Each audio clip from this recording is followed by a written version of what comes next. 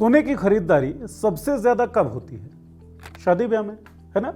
जी, आम फहम जीवन के हिसाब से यह सही है, लेकिन इंटरनेशनल स्तर पर सोने की खरीद कुछ गहरी चिंताओं को जन्म देती है। अब सोचिए, आप भयंकर कर्ज में डूबे हों तो क्या आप सोना खरीद कर तिजोरियां भरेंगे? नहीं ना। लेकिन देशों के हिसाब से ऐसा नहीं होता।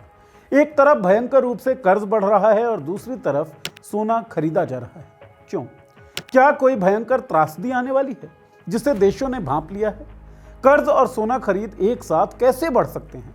हमारे मन में भी ये सवाल उठे तो कुछ खोजबीन की हमारे साथी आसिफ ने, और जो पाया वो थोड़ा रोचक और थोड़ा सचेतक था, और आपके लिए जानना बहुत जरूरी। क्या विश्व एक भयंकर आर्थिक संकट के मुहाने पर खड़ा है? क्या देशों में बढ़ती राष्ट्रवाद की लहर एक बड़े खतरे की तरफ इशारा कर रही है? देखिए ये वीडियो, क्योंकि this is the news that matters.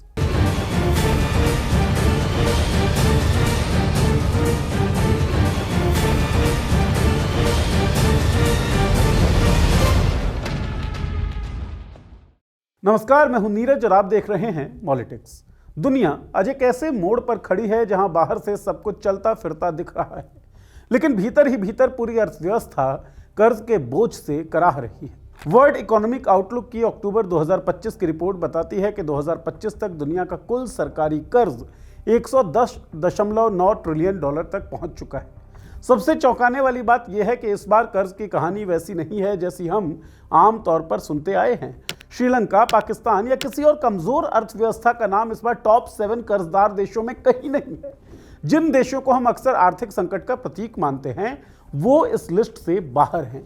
इसके उलट इस बार कर्ज की मार उन देशों पर सबसे ज्यादा है जिन्हें दुनिया अब तक सबसे मजबूत, सबसे स्थिर और सबसे भरोसेमंद अर्थव्यवस्थाएं मानती रही है। सबसे बड़ा कर्जदार अमेरिका है। ग्लोबल सरकारी कर्ज का करीब 34.5% हिस्सा अकेले अमेरिका पर है, यानी दुनिया का हर तीसरा कर्ज डॉलर अमेरिका सरकार के खाते में जुड़ा हुआ है। अमेरिका के बाद चीन दूसरे नंबर पर है, लेकिन काफी अंतर के साथ। चीन ने बीते दशकों में तेज विकास किया, इंफ्रास्ट्रक्चर खड़ा किया और दुनिया की फैक्ट्री बना, लेकिन उस रफ्तार की कीमत भी कर्ज के रूप में चुकानी पड़ी। जापान इस लिस्ट में तीसरे नंबर पर है, और यहां तस्वीर और भी गंभीर हो जाती है। जीडीपी के मुकाबले कर्ज का बोझ जापान पर सबसे भारी है, करीब 229.6%। यानी जापान जितना कमाता है उससे करीब 2.5 गुना वो पहले से उधार ले चुका है। भारत भी इस वैश्विक कर्ज की लिस्ट में शामिल है। दुनिया के कुल कर्ज में भारत का हिस्सा करीब 3% है। अभी तक हम सिर्फ सरकारी कर्ज की बात कर रहे हैं। अगर इसमें प्राइवेट सेक्टर को भी जोड़ते हैं तो कहानी और ज्यादा भारी हो जाती है। IMF के ग्लोबल डेब्ट डेटाबेस के मुताबिक नवंबर 2025 तक दुनिया का ओवरऑल कर्ज करीब 251 ट्रिलियन डॉलर तक पहुंच चुका था। यह आंकड़ा दुनिया के कुल जीडीपी के करीब 235% के बराबर है। मतलब साफ है, दुनिया जितना कमाती है उससे 2.5 गुना ज्यादा उधार पर चल रही है। रिपोर्ट बताती है कि पिछले साल कुल कर्ज में बहुत बड़ा उछाल नहीं दिखा, क्योंकि एक तरफ प्राइवेट सेक्टर ने थोड़ा ब्रेक लगाया। घरों पर कर्ज और निजी कंपनियों की देनदारियों में बढ़ोतरी थमी, जिससे प्राइवेट डेट घटकर जीडीपी के 143% से नीचे आ गई, जो 2015 के बाद सबसे निचला स्तर है। लेकिन यही राहत अस्थायी है, क्योंकि दूसरी तरफ सरकारें पहले से ज्यादा उधार लेने पर मजबूर हो गई। सरकारी कर्ज लगातार बढ़ रहा है, यानी सरकारें खर्च चलाने, सब्सिडी देने, युद्ध और रणनीतिक तैयारियों, ब्याज भुगतान और सिस्टम को जिंदा रखने के लिए और ज्यादा कर्ज में डूबती चली जा रही है। लेकिन 251 ट्रिलियन डॉलर का कर्ज अभी और भी बढ़ने वाला है। मौजूदा ट्रेंड्स को देखें तो अंदेशा जताया जा रहा है कि 2026 के दौरान दुनिया का कुल कर्ज 300 ट्रिलियन डॉलर तक पहुंच सकता है, यानी कुछ ही महीनों में करीब 50 ट्रिलियन डॉलर का अतिरिक्त बोझ पड़ने वाला है। अब दिलचस्प बात यह है कि कर्ज बढ़ने के बावजूद ये देश लगातार सोना खरीद रहे हैं। हाल के महीनों में सोना अचानक बहुत तेजी से महंगा हुआ। वजह सिर्फ शादी ब्याह या ज्वेलरी की डिमांड नहीं है। असल में जो खेल चल रहा है वो आम लोगों की आंखों से काफी दूर है। इसके पीछे वो खिलाड़ी हैं जो शोर नहीं करते। दुनिया के सेंट्रल बैंक रिकॉर्ड स्तर पर गोल्ड खरीद रहे हैं, और ये ट्रेंड इतना बड़ा है कि पिछले 3 दशक का इतिहास बदल गया है। 2025 में अकेले सेंट्रल बैंक्स ने पहले 3 क्वार्टर्स में करीब 900 टन सोना खरीदा। चौथे क्वार्टर का अभी डाटा आना बाकी है। यह कोई एक साल का उछाल नहीं है। 2022 से लगातार 3 सालों से हर साल 1000 टन से ज्यादा गोल्ड सेंट्रल बैंक उठा रहे हैं। यही वजह है कि पहली बार 1996 के बाद ऐसा हुआ जब दुनिया भर के सेंट्रल बैंक्स के पास मौजूद गोल्ड रिजर्व अमेरिकी सरकार के बॉन्ड यानी यूएस ट्रेजरीज से ज्यादा हो गए। अकेले पोलैंड ने 2025 में 67 टन सोना खरीदा और उसका कुछ गोल्ड रिजर्व 420 टन के ऊपर पहुंच गया। चीन लगातार 9 महीनों से सोना खरीद रहा है, उसके पास अब 2200 टन से ज्यादा गोल्ड है। तुर्की पिछले 26 महीनों से लगातार गोल्ड जमा कर रहा है और उसका रिजर्व 540 टन के पार जा चुका है। चेक रिपब्लिक ने भी 29 महीने लगातार सोना खरीदा है। भारत भी इस पूरी कहानी से अलग नहीं है। पिछले 12 क्वार्टर्स के आंकड़े देखें तो तस्वीर बिल्कुल साफ हो जाती है। 3 साल पहले तक भारत के पास करीब 787 टन सोना था, जो अब बढ़कर लगभग 880 टन तक पहुंच चुका है। यानी सिर्फ 1 साल के भीतर भारत ने करीब 100 टन सोना अपने रिजर्व में जोड़ लिया। एक और अहम बात यह है कि सेंट्रल बैंक जितना सोना बता रहे हैं, असल में उससे ज्यादा खरीदा जा रहा है। वर्ल्ड गोल्ड काउंसिल के मुताबिक काफी गोल्ड ऐसा है जिसकी कोई पब्लिक रिपोर्टिंग नहीं हुई। यह खरीद अक्सर ओटीसी यानी ओवर द काउंटर मार्केट में होती है ताकि कीमतों पर असर ना पड़े और राजनीतिक संदेश भी ना जाए। मतलब कुछ देश चुपचाप अपनी तिजोरियां भर रहे हैं। आज दुनिया भर के सेंट्रल बैंक्स के पास कुल मिलाकर लगभग 36,000 टन सोना जमा है। साथ ही 2025 के पहले 6 महीनों में सेंट्रल बैंक्स ने करीब 48 अरब डॉलर के अमेरिकी ट्रेजरी बॉन्ड बेच दिए। फेडरल रिजर्व की कस्टडी में रखे विदेशी ट्रेजरी बॉन्ड घटकर 2.88 ट्रिलियन डॉलर रह गए हैं, जो जनवरी 2025 के बाद सबसे निचला स्तर है। अमेरिका की कुल विदेशी होल्डिंग भी गिरकर करीब 3.22 ट्रिलियन डॉलर पर आ चुकी है, जो 2017 के बाद सबसे कम है। अब सवाल यह है कि सेंट्रल बैंक गोल्ड क्यों चुन रहे हैं। इतिहास में एक पैटर्न बार बार सामने आता है और वो ये है कि जब भी दुनिया में कर्ज का दबाव अधिकतम लेवल पर पहुंच जाता है तो एक रीसेट होता है और फिर से दुनिया एक नए सिरे से शुरू होती है। उदाहरण से समझिए, 1929 से 1933 के बीच पूरी दुनिया जबरदस्त आर्थिक झटके से गुजरी। कीमतें गिरती चली गई, कारोबार ठप पड़ गया और कर्ज का बोझ अचानक असहनीय हो गया। अमेरिका में हालात इतने खराब थे कि थोक कीमतें 37% तक गिर गई और किसानों को अपनी फसलों के 65% कम दाम मिलने लगे। डिफ्लेशन का सबसे बड़ा असर यह हुआ कि कर्ज की असली कीमत बढ़ती चली गई। यूरोप के देश पहले ही वर्ल्ड वॉर 1 के कर्ज से दबे हुए थे और अब गिरती कीमतों ने उनके लिए उस कर्ज को चुकाना लगभग इम्पॉसिबल बना दिया। सरकारें फंस गई, न वो कर्ज चुका पा रही थी, न अपनी अर्थव्यवस्था को संभाल ही पा रही थी। इसी दबाव में पुराने गोल्ड स्टैंडर्ड की नींव ढहने लगी। 1931 में ब्रिटेन ने सबसे पहले गोल्ड स्टैंडर्ड छोड़ दिया। गोल्ड स्टैंडर्ड को 1870 के दशक में लाया गया था। दरअसल गोल्ड स्टैंडर्ड से पहले देश अलग अलग करेंसीज के चलते व्यापार में दिक्कतों का सामना कर रहे थे। इन्हीं दिक्कतों को कम करने के लिए हर देश की करेंसी को सोने से जोड़ दिया गया, जिसे गोल्ड स्टैंडर्ड कहा गया। गोल्ड स्टैंडर्ड से ही करेंसी का एक्सचेंज रेट बना। मान लीजिए भारत ने 1 ग्राम सोने की कीमत रखी 100 रुपए।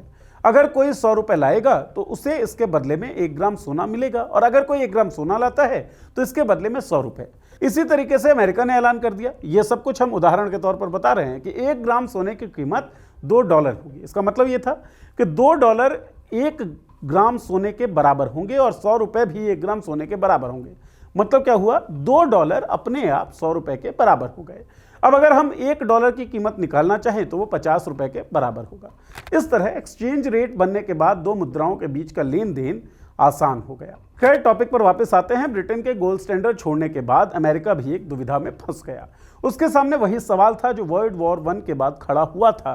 क्या वो अंतरराष्ट्रीय सिस्टम को बचाने के लिए क्रेडिट सख्त करे और गोल्ड स्टैंडर्ड के प्रति अपनी प्रतिबद्धता दिखाए, या फिर अपने घरेलू अर्थव्यवस्था को बचाने के लिए पैसा ढीला छोड़े, रोजगार बढ़ाए और डिफ्लेशन से लड़े। अमेरिकी राष्ट्रपति फ्रैंकलिन रूजवेल्ट ने फैसला किया, पहले अपनी अर्थव्यवस्था बाद में दुनिया। 2 साल बाद ही 1933 में अमेरिका ने भी सोने को डॉलर से बदलने की व्यवस्था रोक दी और गोल्ड एक्सपोर्ट पर भी रोक लगा दी। यहीं से वो ट्रेंड शुरू हुआ जो आज भी हमें दिखता है। जब कर्ज बेकाबू हो जाता है, अर्थव्यवस्था दबाव में आ जाती है और सिस्टम पर भरोसा टूटने लगता है, तो देश अंतर्राष्ट्रीय सहयोग से पीछे हटने लगते हैं।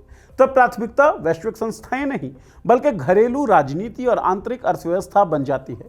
अमेरिका का 60 से ज्यादा अंतर्राष्ट्रीय संस्थाओं से समर्थन वापस लेना इसी इतिहास की गूंज है। और जब यह सब दबाव साल दर साल बढ़ता चला जाता है तो सिस्टम खुद को संभाल नहीं पाता और तब होता है एक रीसेट। इतिहास में उस रीसेट का नाम वर्ल्ड वॉर रहा है। लेकिन इस रीसेट के दौरान भयंकर असंतुलन होता है, उथल पुथल होती है और युद्ध, भारी उथल पुथल से पहले सोना अचानक अहम हो जाता है, क्योंकि युद्ध के समय एक्सचेंज रेट काम नहीं करते, कागजी करेंसी भरोसे के लायक नहीं रहती, इसीलिए सबसे सुरक्षित होता है सोना। जब भी दुनिया को ऐसी उथल पुथल का अंदेशा होता है तो सेंट्रल बैंक्स चुपचाप अपने गोल्ड रिजर्व बढ़ाने लगते हैं। वर्ल्ड वॉर 1 से ठीक पहले का दौर, साल 1900 से 1913 के बीच अमेरिका के गोल्ड रिजर्व 2 गुने हो गए थे, डबल। इसके बाद का दौर और भी दिलचस्प है। 1913 से 1933 के बीच यानी वर्ल्ड वॉर 1, उसके बाद की आर्थिक तबाही और ग्रेट डिप्रेशन के समय अमेरिका के गोल्ड रिजर्व फिर से लगभग 2 गुने हो गए।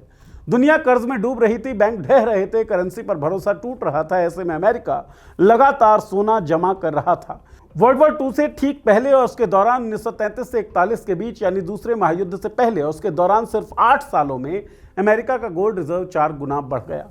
यह कोई सामान्य आर्थिक फैसला नहीं था, यह उस दौर का कन्फेशन था कि दुनिया एक बार फिर बड़े टकराव की ओर बढ़ रही है। इतिहास को अगर ध्यान से पढ़ा जाए तो कभी कभी सीधे नतीजे नहीं सुनाता, बल्कि पैटर्न छोड़ जाता है। आपको उसे पढ़ना होता है। वर्ल्ड वॉर 1 और वर्ल्ड वॉर 2 से पहले भी हालात कुछ ऐसे ही थे। कर्ज बढ़ रहा था, आर्थिक संतुलन बिगड़ रहा था और बड़ी ताकतें भीतर ही भीतर दबाव महसूस कर रही थी। बाहर से दुनिया चलती हुई लगती थी, लेकिन अंदर कई परतों में तनाव जमा हो चुका था। आज के हालात की दिशा कई जगह उस पुराने रास्ते से मिलती जुलती दिखाई देती है। स्थिरता का प्रतीक माने जाने वाले देशों पर कर्ज का बोझ बढ़ गया है। आर्थिक फैसले धीरे धीरे राजनीतिक रंग लेने लगे हैं। सेंट्रल बैंक जब गोल्ड रिजर्व बढ़ा रहे हैं, इतिहास में कई बार देखा गया है कि ऐसी तैयारियां तब तेज होती हैं जब अनिश्चितता बढ़ने लगती है और पुराने ढांचे अपनी सीमाएं दिखाने लगते हैं। आज भी तस्वीर कुछ वैसी ही है। अंतर्राष्ट्रीय सहयोग की जगह घरेलू प्राथमिकताएं ज्यादा अहम होती दिख रही हैं।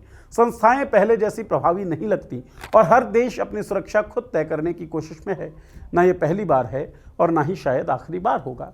इतिहास ने कभी साफ शब्दों में ये नहीं कहा कि आगे क्या होगा। उसने बस ये दिखाया है कि जब दुनिया बहुत ज़्यादा कर्ज पर टिकी हो, बहुत ज़्यादा भरोसे पर चल रही हो और बहुत कम संतुलन पर खड़ी हो, तब बदलाव अक्सर किताबों की हेडलाइन बनने से पहले तिजोरियों और बैलेंस शीट में दिखने लगते हैं। बड़े फैसले पहले कागज़ों में होते हैं, मैदान में बाद में। शायद यही वजह है कि आज की सबसे अहम हलचल भाषणों में नहीं, बल्कि उन चीज़ों में दिखती है जिन पर ज़्यादा बात होती नहीं है, जैसे चुपचाप खरीदा गया सोना, धीरे धीरे छोड़े जा रहे बॉन्ड और वो अंतर्राष्ट्रीय सिस्टम जो अब पहले जितना मजबूत नहीं दिखता। दुनिया एक ट्रांजिशन फेज में है। आपको क्या लगता है इस ट्रांजिशन फेज के उस पार क्या होगा? अपनी राय और अगर कोई जिज्ञासा है तो इस वीडियो के कमेंट बॉक्स में लिखकर बताएं, ताकि हम समझ सकें आप जानना क्या चाहते हैं और उस तरीके की बात आपको बता सकें। चैनल को सब्सक्राइब कर लें, बेल का आइकन दबा दें ताकि वीडियोज़ की नोटिफिकेशंस आपको मिलती रहें। शुक्रिया।